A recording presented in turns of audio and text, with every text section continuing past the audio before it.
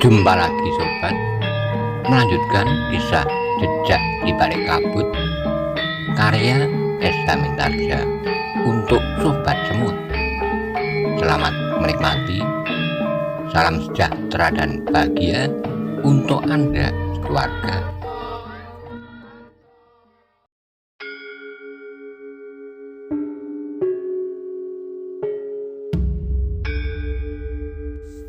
Pada episode sebelumnya dikisahkan, Paksi Pamekasan telah ditugaskan oleh Ki Martobriwo untuk segera menempati gubuknya di gumuk itu di lereng Gunung Merapi untuk memulai meningkatkan ilmunya. Bagaimana kisah selanjutnya? Simak bersama-sama.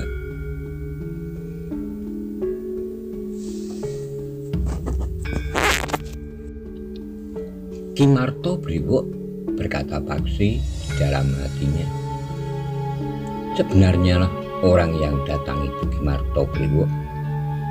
Demikian ia berdiri beberapa langkah dari perapian itu, maka terdengar suaranya. Apa yang sudah kau lakukan sehari ini? Turun ke pasar, membeli beberapa peralatan terpenting, persediaan bahan pangan, dan lewat tengah hari membabat batang ilalang untuk dikeringkan. Ki Martobriwo yang kemudian duduk di samping Paksi di depan perapian itu berkata, "Sudah kau selesai, kita akan mulai berlatih." Paksi mengangguk kecil sambil menjawab, "Baik Ki Marto, aku akan menunggu sampai nasimu masak. Setelah makan dan beristirahat sebentar, aku akan datang lagi." Ki Marto akan pergi kemana? Aku akan melihat apakah buah pisang di rumpun pisang di pinggir sungai itu sudah masak. Ki Martobriwo tidak menunggu jawaban Paksi. Sejenak kemudian Ki Martobriwo sudah menghilang di dalam gelap. Paksi menarik napas dalam-dalam. Ia masih harus menunggu beberapa saat. Ternyata Paksi juga dapat menanak nasi meskipun nasinya terlalu lemas, karena Paksi memberi air terlalu banyak. Meskipun demikian, ketika nasi itu disenduk, asapnya membuat perut Paksi menjadi terasa lapar. Sambil menunggu Ki Martobriwo, Paksi pun kemudian makan nasi lemas dengan garam.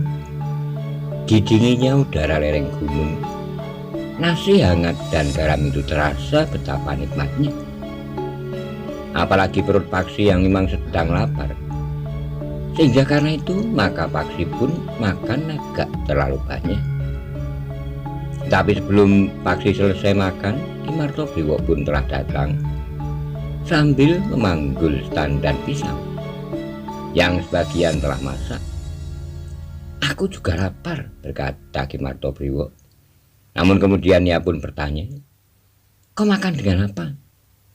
"Garam," jawab Paksi. "Nasi dan garam kurang memenuhi kebutuhan tubuhmu. Kau akan berlatih dan mengerahkan tenaga cukup banyak. Lain kali kau dapat mencari ikan di sungai itu, atau berburu ayam hutan, atau berburu kijang di hutan itu." Paksi mengangguk-angguk, tetapi ia tidak segera dapat membayangkan dengan apa ia berburu ayam hutan atau bahkan kijang. Ki Martobriwo agaknya melihat kebimbangan di wajah Paksi. Karena itu maka ia pun berkata, "Paksi, di sisi padang perdu ini terdapat serumpun besar pring cendani. Kau dapat memilih batang-batang bambu yang lurus untuk membuat lembing.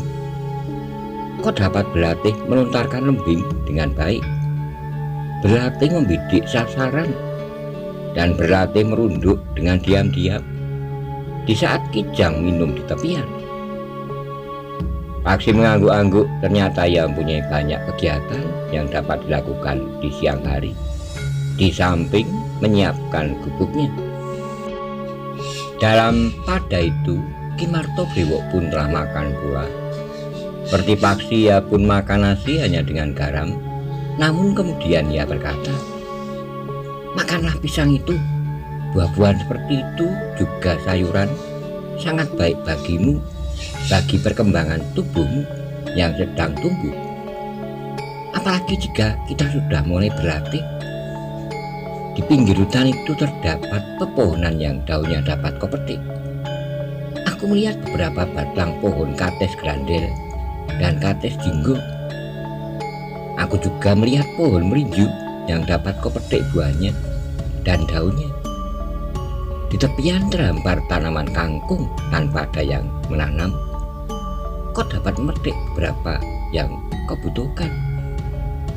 Paksi mengangguk-angguk, ternyata di sekitarnya banyak bahan yang dapat dimakannya serta memenuhi kebutuhan tubuhnya.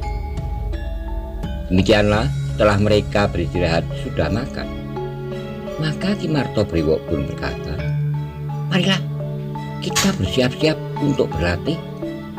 Kita baru akan memanaskan tubuh kita dan mencoba untuk mencari jalan terbaik agar tidak terjadi pertentangan di dalam tubuhmu. Karena pada dasarnya kau sudah mempunyai kemampuan olah kanuragan."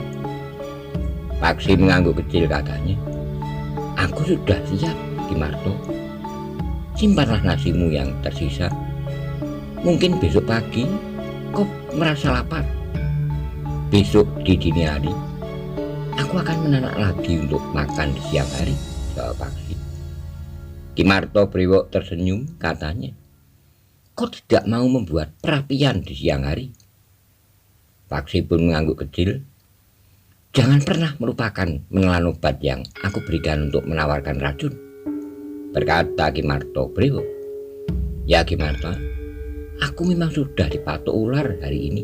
Nah, karena itu berhati-hatilah." Demikianlah beberapa saat kemudian Ki Martopriwo telah mengajak Paksi untuk berlatih. Mereka berdiri di tempat terbuka di bawah silirnya angin pegunungan di malam hari serta dinginnya udara yang basah. Beberapa saat lamanya keduanya memanaskan tubuh mereka dengan gerakan-gerakan yang ringan. Semakin lama semakin cepat, sehingga terasa adalah mereka menjadi hangat.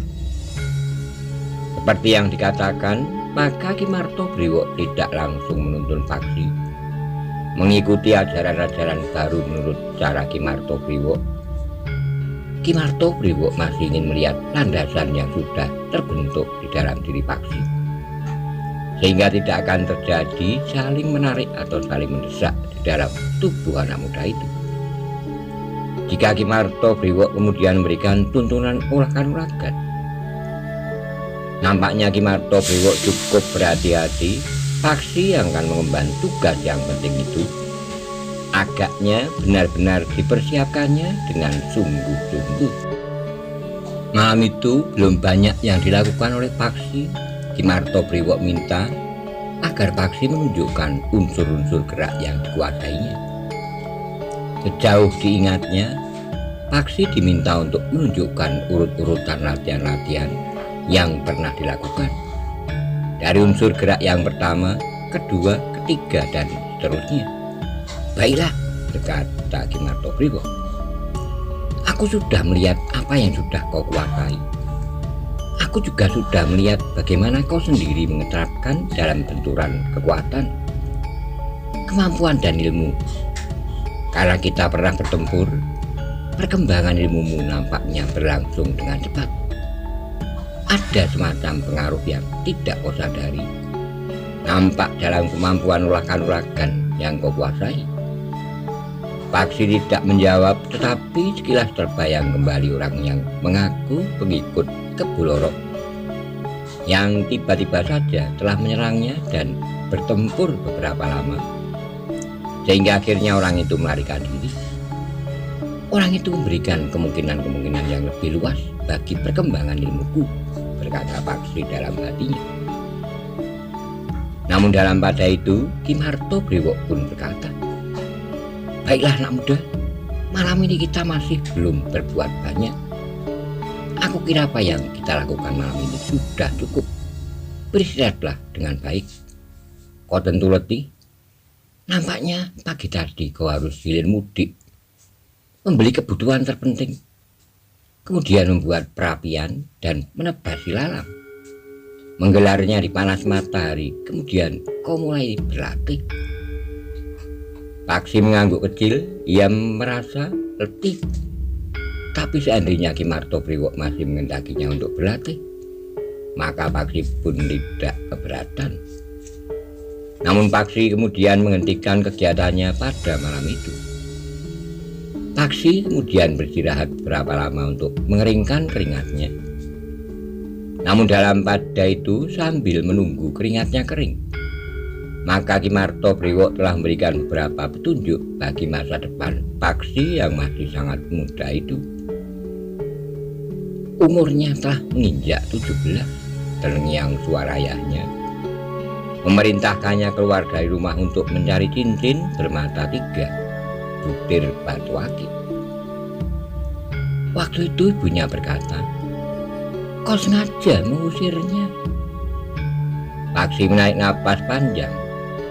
Waktu itu Paksi sendiri memang meragukan apakah yang dikatakan oleh ayahnya itu bukan sekedar cerita ngoyoworo sebagai alasan untuk mengusirnya, sebagaimana dikatakan oleh ibunya.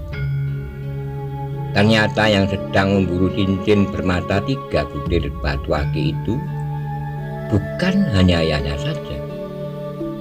Beberapa orang telah menyebut-nyebutnya pula.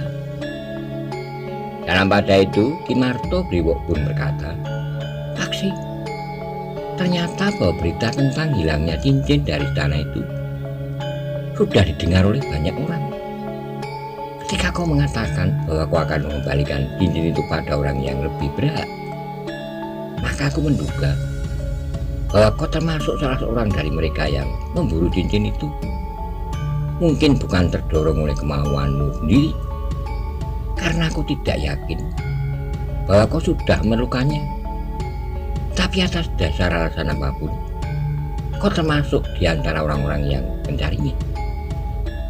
Paksi menundukkan kepalanya, semilir angin malam di pegunungan membuat kulitnya meremang. Dinginnya malam bagaikan menusuk sampai ke tulang. Ki Martopriwo pun kemudian berkata selanjutnya, "Paksi, sebenarnya kau masih terlalu muda untuk terjun dalam arena perburuan cincin itu.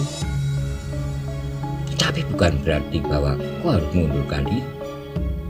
Lakukan jika kau memang sudah mantap untuk melakukan. Tapi kerja itu bukan sekedar main-main. Bukankah Ki Martopriwo juga membutuhkan cincin itu? Meskipun hanya untuk 3 hari. Paksi sengaja meyakinkan dirinya bahwa Ki Martopriwo sebenarnya tidak bermaksud jahat terhadapnya. Justru sebaliknya. Ki Martopriwo mengerutkan dahinya, namun kemudian ia pun tertawa, katanya, "Kau memang cerdik, tapi biar aku menjawab bahwa aku membutuhkan cincin itu selama 3 hari agar aku tidak perlu menanam tubuhmu di bawah bangunan utama padepokan yang akan didirikan itu." Paksi menarik napas panjang. "Sudahlah," berkata Ki Martopriwo, "tidurlah, kau masih mempunyai banyak kerja besok, siang dan malam. Karena besok malam kita akan benar-benar mulai agar waktumu tidak banyak terbuang. Mudah-mudahan cincin itu belum jatuh ke tangan orang-orang yang berniat buruk, sehingga akan dapat mempunyai nilai yang lain." Paksi mengangguk-angguk pula. Paksi mengerti bahwa di tangan orang-orang yang berniat jahat, maka cincin itu akan dapat diperjualbelikan dengan harga yang sangat mahal, tapi juga akan dapat menjadi rebutan dan menimbulkan banyak korban. Sementara itu dari istana Pajang pun telah menyebar beberapa orang yang mencari cincin, termasuk dirinya. Namun Paksi pun kemudian dapat mengambil kesimpulan pula bahwa perintah ayahnya kepadanya untuk mencari cincin itu memang mempunyai arti yang rangkap.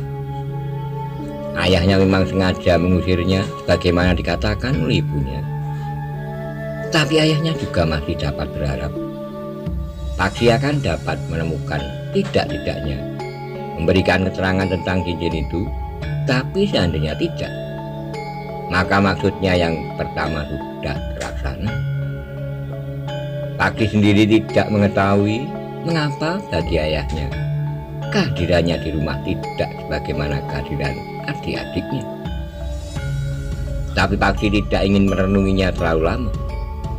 Ki Martogriwo telah berkata pula, "Tidurlah, aku akan tidur pula, tapi aku tidak tidur di sini." Ki Martogriwo tidak menunggu jawaban Paksi. Sejenak kemudian orang itu telah hilang di dalam kegelapan. Paksi yang memang merasa letih kemudian telah berbaring pula. Malam memang terasa dingin, tapi Paksi tidak ingin membuat perapian lagi. Diselingutinya tubuhnya dengan kain panjangnya sampai ke telinga. Pagi-pagi sekali Paksi sudah bangun. Ketika gelap malam masih tersisa, Paksi menyalakan api dan menanak nasi. Kemudian dibenahinya dirinya menjelang matahari yang mulai membayangkan cahaya di langit. Sejak Paksi bangun dari tidurnya, ia sudah tidak lagi melihat Ki Martogriwo. Nampaknya Ki Martogriwo tidak singgah lagi di tempat itu. Paksi akan membuat gubuknya. Paksi mulai mengerti bahwa Ki Martogriwo tidak mau menemuinya di siang hari. Tentu ada sebabnya, berkata Paksi dalam hati. Pagi itu Paksi harus turun lagi untuk membeli kebutuhan-kebutuhannya, terutama untuk melengkapi alat dapurnya serta bahan pangan. Tapi seperti hari sebelumnya, Paksi berusaha untuk tidak menarik perhatian orang lain. Karena itu maka ia tidak membeli semua kebutuhannya sekaligus, dan bahkan di tempat yang berbeda-beda. Hari itu Paksi mulai menebang beberapa batang pohon yang diperlukan. Paksi tidak menebang pohon-pohon besar, tapi ia memilih pohon-pohon kecil yang batangnya lurus untuk membuat tiang-tiang gubuknya. Sementara itu dahan dan rantingnya dapat dikeringkan untuk dijadikan kayu bakar. Ternyata Paksi merasa lebih mantap membuat gubuk dengan tiang-tiang kayu daripada bambu. Meskipun demikian, Paksi kemudian juga telah memotong beberapa puluh batang bambu.